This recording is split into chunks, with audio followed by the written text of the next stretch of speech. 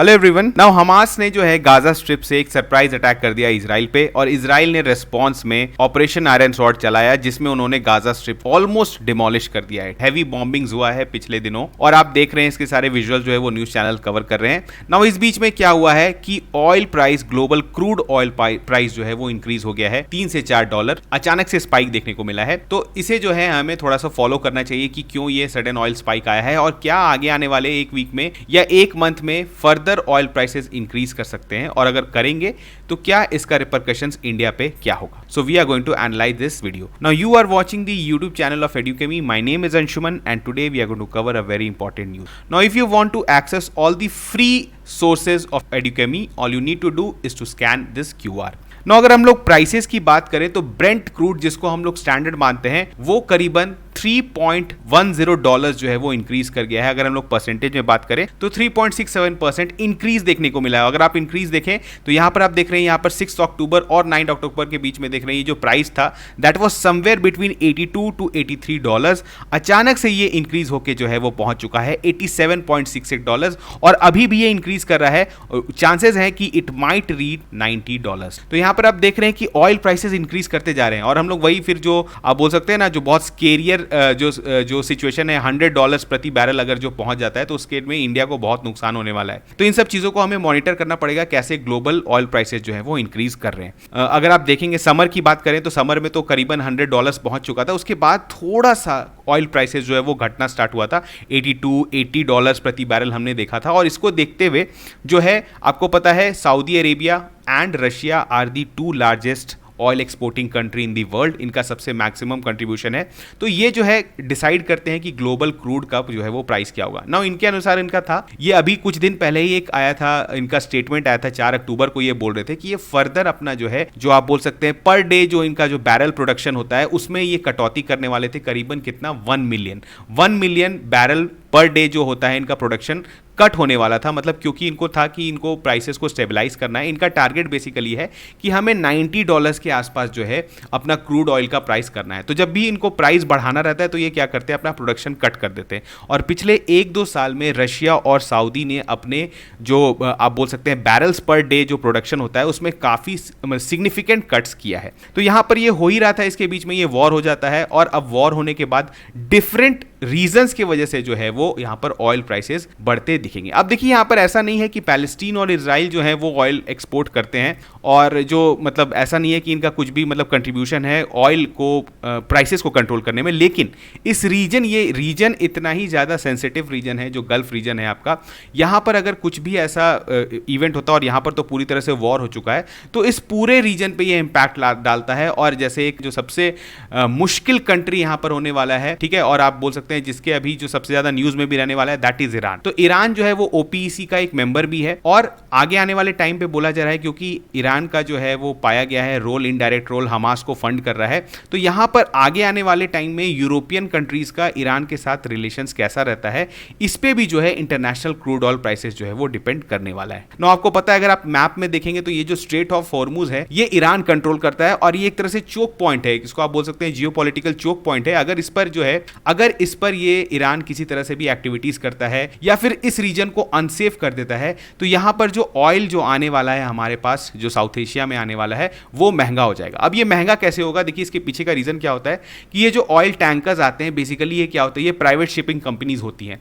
Now ये जो oil लेकर आते हैं वहां से, अगर इस रीजन में आपको सिक्योरिटी कंसर्न ज्यादा हो जाते हैं तो आपका जो इंश्योरेंस का होता है, जो इंश्योरेंस कॉस्ट होता है, जो भी आपका फ्रेट होता है उसका इंश्योरेंस किया जाता है, तो उसका इंश्योरेंस कॉस्ट बढ़ जाएगा। और जब आपका इंश्योरेंस कॉस्ट बढ़ जाएगा तो फाइनली जब इंडिया उसको जो है परचेज करेगा तो उसको महंगा मिलेगा और जब इंडिया को महंगा मिलेगा तो कंज्यूमर्स को भी जो है वो फाइनल प्रोडक्ट जो है वो महंगा मिलने वाला है। तो यहां पर अभी आगे आने वाले टाइम में हमें देखना पड़ेगा कि इसका जो है ऑयल प्राइसेस पे क्या इफेक्ट होता है। ठीक है, नाउ अब हमने देखा कि सऊदी अरेबिया और रशिया ने लगातार कोशिश किया है ऑयल प्राइसेस को स्टेबलाइज करने के लिए और इसके लिए उन्होंने क्या किया है, प्रोडक्शन कट किया है। नाउ अगर हम लोग देखें, थोड़ा सा देख लेते हैं OPEC मेंबर्स कौन कौन से हैं। तो बेसिकली इसमें क्या है, it is a group of OPEC OPEC था पहले, now it is called OPEC plus. तो OPEC का फुल फॉर्म क्या होता है? Organization of oil exporting countries. Now इसमें ग्रुप में कितने हैं? 23 ऑयल एक्सपोर्टिंग कंट्रीज हैं जो रेगुलरली मीट करते हैं और डिसाइड करते हैं कि ग्लोबल क्रूड ऑयल का जो है वो प्राइस क्या होने वाला है। इनका एम क्या है कि बेसिकली स्टेबिलाईज करें प्राइस को, कि डेवलपमेंट भी हो और एट द सेम टाइम इनको भी जो है वो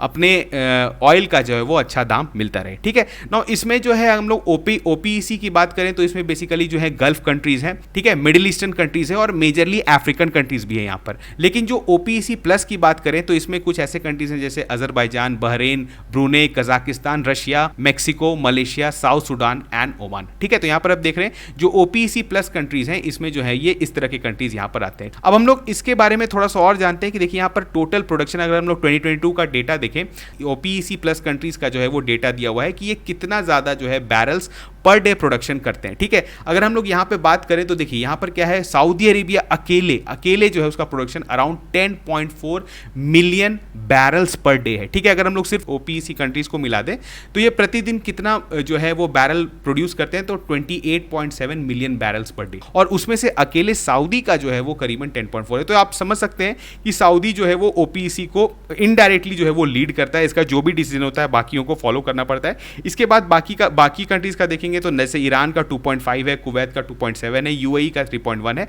और इराक का 0.55 है। तो यहाँ पर सबसे जो मेजर प्लेयर है दैट इज सऊदी। अगर हम लोग OPEC प्लस की बात करें तो रशिया जो है उसके पास मेजॉरिटी स्टेक्स है, ये करीबन 10.3 मिलियन बैरल्स पर डे जो है वो उसका प्रोडक्शन करता है। और इसमें नियर टाइम्स में जो हमने देखा है कि काफ़ी सिग्निफिकेंट कट्स दिखा है। आपको पता है हमने बोला कि 1 मिलियन बैरल पर डे ये घटा देते हैं। जब ये भी बोलते हैं कि जब भी हम अपना ऑयल कट करेंगे, अपना प्रोडक्शन कट करेंगे, तो ये इसी में बोलते हैं कि 1 मिलियन बैरल पर डे जो है हमारा स्टॉक्स में या हमारा जो प्रोडक्शंस में है वो आपको कटौती देखने को मिलेगा। ठीक है, नाउ अब यहाँ पर देखिए सऊदी अरेबिया के बारे में आपको थोड़ा सा जानना चाहिए, क्योंकि यहाँ पर ये लगातार अपने प्रोडक्शन कट कर रहे हैं और इनका कुछ दूसरा स्ट्रैटेजी भी है इस रीजन को लेकर। मैंने आपको ऑलरेडी एक वीडियो में कवर किया था जहां पर यूएस और सऊदी का डिफेंस पैक्ट होने वाला था, जिसको हमने डिस्कस किया था, और पता चला कि इसके बीच में ही हमने ये डिस्कस किया था कि पैलेस्टीनियन इशू जो है वो पीछे जाता दिख रहा है, क्योंकि यहाँ पर इजराइल और सऊदी के बीच में काफ़ी नज़दीकियाँ आ गई हैं। और इसी बीच में क्या हुआ कि हमास ने अटैक कर दिया और वहाँ पर पूरी तरह से वॉर छिड़ गया। नाउ सऊदी अरेबिया जो है वो लगातार कोशिश कर रहा है, सऊदी का एक विजन है 2030 तक कि उनको अपना इकोनॉमी को स्टेबलाइज करना है, और जो उनका इकोनॉमी जो आप बोल सकते हैं एक तरह से पिवट किया हुआ है अराउंड क्रूड ऑयल्स, उसको इनको हटा के दूसरे सेक्टर्स में जो है डालना है। जैसे आपको पता है रियल स्टेट हो गया, IT हो गया, तो ये अपना क्या कर रहे हैं, डाइवर्सिफाई कर रहे हैं रिसोर्सेज। ऐसा नहीं चाहते हैं कि बस हम लोग ऑयल पर ही डिपेंडेंट रहे, तो क्योंकि उससे पता है आपको कोई भी कंट्री स्टेबलाइज नहीं हो पाएगा और आप बहुत वल्नरेबल बन जाते हैं। तो सऊदी अरेबिया भी जो है अपने वल्नरेबिलिटी को घटाना चाह रहा है और जो है वो कोशिश कर रहा है कि अपने इकोनॉमी को डाइवर्सिफाई करे। यानी इनका है कि 2030 तक हमें अचीव करना है अ vibrant society, a thriving economy and N ambitious nation. ये अगर आप देखेंगे सऊदी के वेबसाइट पे तो आपके सारे विजन्स आपको देखने को मिल जाएंगे, जो कि इन्होंने टारगेट कर रखा है कि 2030 तक जो है इनको अचीव करना है। हमने देखा था कि रिसेंट जो सऊदी और यूएस का जो डिफेंस पैक्ट होने वाला था वो इसी रीजन के लिए था। बेसिकली सऊदी क्या चाह रहा है कि उसे कोई बड़ा प्लेयर जो है वो सिक्योरिटी प्रोवाइड करे। नाउ वंस अगर यूएस इसको सिक्योरिटी प्रोवाइड करता है तो ये पूरी तरह से अपने इंटरेस्ट के डायरेक्शंस में काम कर सकता है। अब इसको लगातार प्रॉब्लम करता कौन है, ईरान। पता है ईरान जो है वो इस पर अटैक करते रहता है, इसके ऑयल रिफाइनरीज पर, अरामको पर जो है रिसेंट अटैक हुआ था। तो सऊदी चाहता है कि इसे एक ग्लोबल ऐसा पार्टनर मिल जाए जो कि इसको सिक्योरिटी प्रोवाइड करे, ताकि अपने सारे इकोनॉमी को ये डाइवर्सिफाई कर पाए। जैसे आप एग्जाम्पल ले सकते हैं यूएई का। यूएई ने रिसेंट आप बोल सकते हैं लास्ट 20 ईयर्स में अपनी इकोनॉमी को पूरी तरह से डाइवर्सिफाई कर दिया। नाउ ऑयल एक्सपोर्ट अभी भी वो करते हैं, लेकिन उनके यहाँ डिफरेंट इकोनॉमिक अपॉर्चुनिटीज खुला है, रियल स्टेट है, IT है, ठीक है। उन्होंने काफ़ी न्यू अपॉर्चुनिटीज देखा है। फिर बहुत सारे वेंचर कैपिटलिस्ट फंड्स जो हैं वो यूएई में डेवलप किए हैं। तो आप देख रहे हैं कि ये जो है अपने सारे जो गल्फ कंट्रीज हैं ये अपने इकोनॉमी को डाइवर्सिफाई कर रहे हैं। नाउ अब हम लोग बात करें इंडिया की, तो ये जो ग्लोबल क्रूड ऑयल प्राइस जो इंक्रीज हुआ है, क्या इस पर इंडिया पे क्या इफेक्ट पड़ने वाला है? अगर आप सोर्सेज की माने तो माना जा रहा है कि अभी जो ऑयल प्राइसेस इंटरनेशनल मार्केट में इंक्रीज हो रहा है, इसका इफेक्ट इंडिया पे नहीं पड़ेगा। और क्यों नहीं पड़ेगा आपको पता है, क्योंकि इलेक्शंस आने वाले हैं इंडिया में। नाउ इलेक्शंस हैं, स्टेट असेंबली इलेक्शंस है, इसके बाद लोकसभा इलेक्शन होने वाला है। तो गवर्नमेंट ऑफ इंडिया कोई भी चांस नहीं लेगी, इंटरनेशनल प्राइस जो भी चले, अभी आपको मार्केट में जो पेट्रोल है, डीजल, वो सेम प्राइस पर मिलता रहेगा। तो यहाँ पर आप देख रहे हैं, इसके पीछे हम लोग देखेंगे कि एक्चुअली इसका फिर रिपरकशन किस पे पड़ेगा। नाउ यहाँ पर अगर आप देखें तो इंडिया में जो है वो 3 state owned oil marketing company है, इंडियन ऑयल, हिंदुस्तान पेट्रोलियम और भारत पेट्रोलियम। नाउ 90% जो है मार्केट यही कंट्रोल करते हैं। नाउ पिछले कुछ टाइम से क्या हुआ है आपने देखा होगा, अगर आप पेट्रोल भराते हैं अपने गाड़ी में तो पिछले 4-5 महीने में जो पेट्रोल का प्राइस है वो काफ़ी स्टेबल रहा है, मतलब ज़्यादा बढ़ा नहीं है। तो इसके पीछे क्या हुआ है कि ये ऑयल मार्केटिंग कंपनीज जो है अपने प्रॉफिट को घटाते चली जा रही हैं।